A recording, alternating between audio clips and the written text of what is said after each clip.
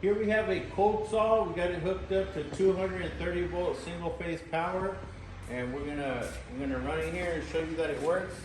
And we're gonna show you first the miter, so you could turn this and miter it, and then it has a lock over here, and you can lock it in. Okay, we're gonna do a straight cut today at 90 degrees, so we'll go ahead and place it back there and then lock it in. Okay, this is your vise.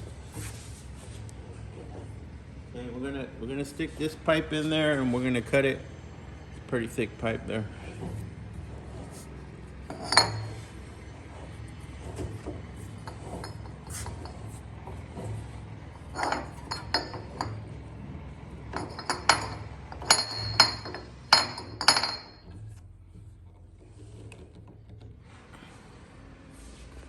Okay, we got a switch over here to turn it on, and then we'll go ahead and cut it.